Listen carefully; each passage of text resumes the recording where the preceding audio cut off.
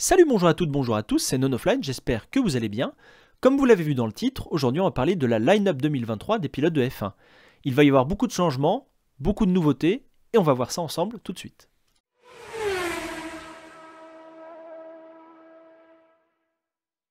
Alors que vous pouvez admirer cette magnifique line-up pour les pilotes de 2023, je vous invite à laisser un petit pouce bleu et à vous abonner si ce n'est pas déjà fait, et d'aller voir toutes mes autres vidéos sur la chaîne, ça m'aide énormément. Vous êtes de plus en plus nombreux à me suivre et ça fait vraiment plaisir. Alors, si on reprend un petit peu cette line-up, on a quasiment toutes les cases qui sont remplies, sauf une personne. Je vais faire un petit rapide rappel sur les différents transferts, puisque là, si vous regardez cette vidéo au moment de sa sortie, on est au moment du Grand Prix d'Abu Dhabi. Espérons qu'il n'y ait pas de safety car cette fois-ci, même si le championnat est déjà joué.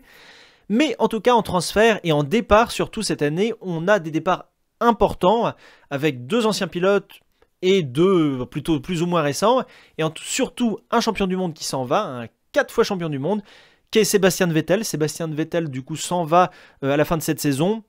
Pas de retour prévu pour le moment et je pense qu'il a d'autres occupations à faire. Comme il l'a dit, il préfère se consacrer à des causes plus nobles et plus écologiques. Et donc du coup, bon vent Sébastien Vettel. C'était un réel plaisir d'avoir connu ton époque Red Bull et les moteurs Renault notamment. On a un deuxième départ qui va peut-être faire partir un petit peu de sourire sur la grille, c'est Daniel Ricciardo. Bien évidemment, Daniel Ricciardo, qui est passé par différentes écuries. On retient notamment sa période chez Red Bull, avec notamment les Grands Prix à Monaco qu'il a gagné. Beaucoup de victoires, après des choix peut-être un peu plus difficiles en allant chez Renault et en terminant chez McLaren. Clairement, le rythme n'est plus là cette saison. Daniel Ricciardo, visiblement, sera peut-être repris par une autre écurie, c'est à voir. Au moment où je tourne la vidéo, rien n'est confirmé, mais en tout cas, le sourire de Daniel Ricciardo va nous manquer beaucoup l'année prochaine. On a ensuite un départ qui a été annoncé assez tôt dans la saison, c'est le départ de Nicolas Latifi. Le pilote Williams, du coup, s'en va. Il n'était clairement pas dans le rythme cette saison et avait vraiment du mal avec un Alexander Albon qui était au-dessus de lui dans une même monoplace, même si la monoplace n'est pas la plus performante, voire la moins performante du plateau. Nicolas Latifi était quand même à la traîne et donc du coup Nicolas Latifi s'en va tout naturellement du monde de la F1 à la fin de cette saison. Un autre départ qui est annoncé très récemment, c'est le départ de Mick Schumacher. Alors, Mick Schumacher est annoncé de son départ chez Haas. Pour le moment, à l'heure où je fais cette vidéo, il n'y a pas vraiment de confirmation sur sa reprise dans une autre écurie. Et la seule possibilité que certains envisagent, c'est qu'il occupe le deuxième baquet de chez Williams. C'est à confirmer, mais ce n'est vraiment pas sûr. Certains disent qu'il partira peut-être troisième pilote chez Mercedes. À voir, mais en tout cas, Mick Schumacher aura quand même marqué son temps. Évidemment, le digne fils de Michael Schumacher qui, lui, a marqué clairement avec ses septuples champions du monde. C'est dommage. Ça sera donc Nico Hülkenberg qui prendra sa place l'année prochaine, ça c'est confirmé. Et donc du coup, ce qui nous donne un line-up à peu près complet pour la saison prochaine. Le siège vacant chez Williams sera très probablement occupé par Logan Sargent s'il obtient tous ses points de super licence. C'est pour ça qu'on le fait rouler notamment pendant les essais et sur la moindre compétition possible et le moindre Grand Prix de F1 disponible. En tout cas, première vue, ça sera Logan Sargent, peut-être Mick Schumacher, mais c'est vraiment avec des gros guillemets. D'autres noms reviennent, mais pour le moment, à l'heure de la date de la sortie de la vidéo, c'est plus ou moins Logan Sargent qui devrait occuper ce poste. Comme vous le voyez, pour conclure un petit peu cette première partie sur la F1 réelle, on voit que chez Red Bull, chez Ferrari et chez Mercedes, chez également Alfa Romeo, ça ne bouge pas de changement. On garde un Verstappen-Perez pour Red Bull, Leclerc-Sainz chez Ferrari, Hamilton-Russell chez Mercedes, Bottas-Zhou chez Alfa Romeo. C'est clairement des équipes qui font leur travail à différents niveaux. On a vu la belle bataille en début d'année entre Red Bull et Ferrari. Ferrari s'est ensuite un petit peu écrasé et donc du coup perd en qualité, ce qui donne la victoire à Red Bull au constructeur assez tôt dans le championnat et également la victoire au championnat pilote de Max Verstappen. Espérons que Perez ait la deuxième place. Au moment où vous sortirez la vidéo, je pense que vous aurez la réponse. Du côté de chez Mercedes, on a une très belle remontée avec la victoire à Interlagos au Brésil. Donc pas de souci. À mon avis, l'année prochaine, il y aura du très très lourd et il y aura peut-être, et je pense, 3 écuries dans le top team. Il faudra que Ferrari, bien évidemment, reprenne un petit peu sa direction technique en main. Du côté de chez Alfa Romeo, puisqu'on parle des équipes qu'il n'y a pas de changement, Bottas et Zhou ont fait quand même un bon travail en début de saison. Le deuxième saison était presque catastrophique, malgré quelques petits points remarqués au Grand Prix du Brésil. Ça reste une saison en demi-teinte du côté de chez Alfa Romeo. Et on va voir ce que cette équipe, peut-être avec une deuxième année, va nous donner et va apporter comme stabilité au sein de cette écurie Alfa Romeo. Du côté du coup, on va partir du côté de McLaren, on a toujours Lando Norris qui a été vraiment très bon avec la monoplace qu'il a eue cette saison, un peu de malchance de temps en temps. Il est donc rejoint par Oscar Piastri, ancien pilote Alpine, bien évidemment. Si vous avez suivi un minimum la Formule 1, vous avez bien évidemment été au courant de ces changements de pilote. En tout cas, on aura un duo de pilotes relativement jeune l'année prochaine du côté de McLaren, avec un Lando Norris qui commence à faire ses preuves et qui connaît bien l'écurie, et un Oscar Piastri qui quand même est très performant, et on a pu le voir. Et du coup, ça m'amène tout simplement à parler de chez Alpine, avec un Esteban Ocon qui reste. On espère qu'Esteban Ocon va réussir à tempérer, même s'il a été très très performant toute cette saison. Il n'a vraiment fait peu d'erreurs, clairement, mais peut-être son tempérament de vainqueur, des moments, écrase un peu son adversaire. Et ça sera bien évidemment le rôle de Pierre Gasly d'endosser cette lourde responsabilité que d'être dans cette écurie alpine. Une écurie alpine qui sera quasiment 100% normande, française bien évidemment, mais normande.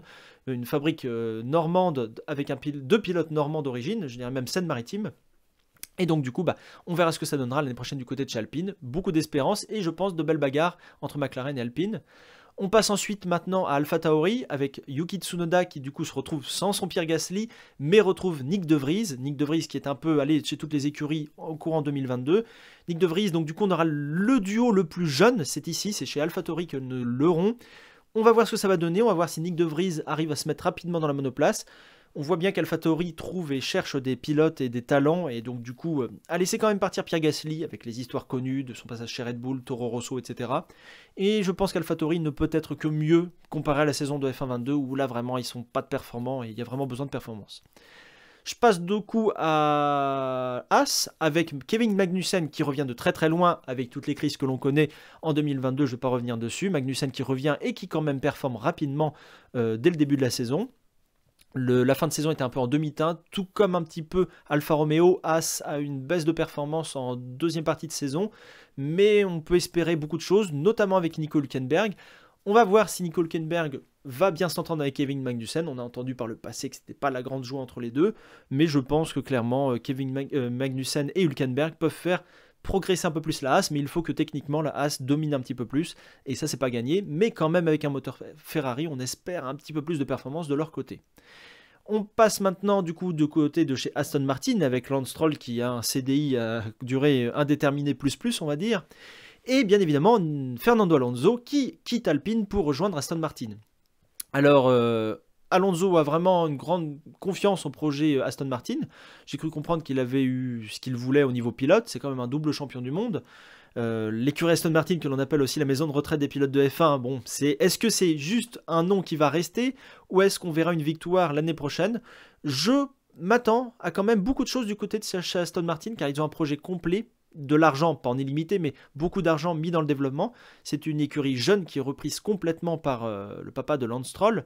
Et je pense qu'il peut y avoir des belles choses qui sortent. Attention entre Stroll et Alonso, il ne faut pas que ça se passe comme entre Ocon et Alonso, justement, cette saison en F1 22. Et j'espère que 2023 verra Aston Martin encore plus progresser. Je pense que c'est un projet qui peut vraiment aboutir, comme capoter, mais je pense vraiment sincèrement qu'il peut y avoir des bonnes choses. Et enfin, du côté de chez Williams, on a Alexander Albon qui refait du coup son entrée cette saison. Il a apporté que du plus, il tient le rythme, on voit que la monoplace n'est pas au rythme, mais quand Alexander Albon arrive à obtenir une place dans le top 10, il s'accroche quand même et maintient aux alentours de la 10e, 12e place.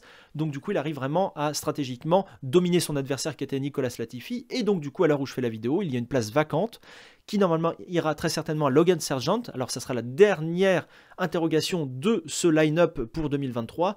Mais très probablement Logan Sargent et peut-être un Mick Schumacher. Mais Mick Schumacher est peut-être annoncé comme troisième pilote dans une autre écurie. C'est dommage pour le pilote allemand. Il n'a pas fait suffisamment d'années selon moi, mais visiblement Williams n'est pas très chaud pour reprendre Mick Schumacher, qui vient de la filière Ferrari, mais qui est lâché par la filière Ferrari.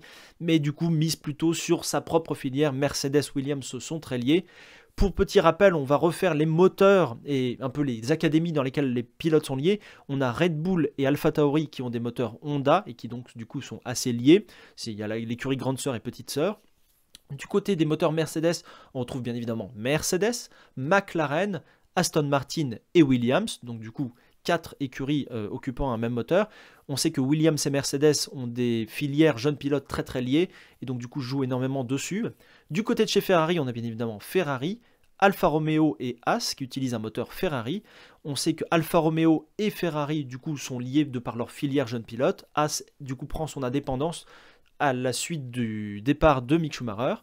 Et enfin, du côté de chez les moteurs Renault, on a du coup uniquement Alpine qui utilise ce moteur, un moteur qui a évolué, qui est une copie un petit peu celui de Mercedes, et donc du coup, c'est pour ça qu'il y avait des déficiences et beaucoup de problèmes. On pense au problème d'Alonso cette saison, en 2022, et du coup, cette monoplace est relativement indépendante des autres, et donc du coup on se retrouve avec 4 motoristes complets pour 10 écuries au total. Voilà, c'était le point que je voulais faire sur le line-up pour 2023. C'est assez intéressant et je pense que ça vous plaît également que j'en parle. Et en tout cas, je vous donne rendez-vous pour une prochaine vidéo sur la F1 réelle, cette fois-ci, ou virtuelle. On verra bien ce que l'avenir nous dira. Et je pense très probablement parler de l'état de santé du jeu et son état global, et notamment reprendre vos avis dans les différents sondages que je fais dans l'onglet communauté de ma chaîne. Ça vous intéresse? Je vois qu'il y a entre 400 et 500 votes, donc il y a vraiment une grosse réaction. Je ne sais pas si c'est que des abonnés ou alors d'autres personnes, mais en tout cas il y a pas mal aussi de commentaires, donc je vous invite également à commenter, à participer à ces différents sondages. C'est toujours plaisant, et on en parlera la prochaine fois, très probablement. C'était NoNoFlight, le pouce bleu, le commentaire. Je vous donne rendez-vous pour un prochain samedi, pour une prochaine vidéo sur la F1. C'était NoNoFlight, salut salut.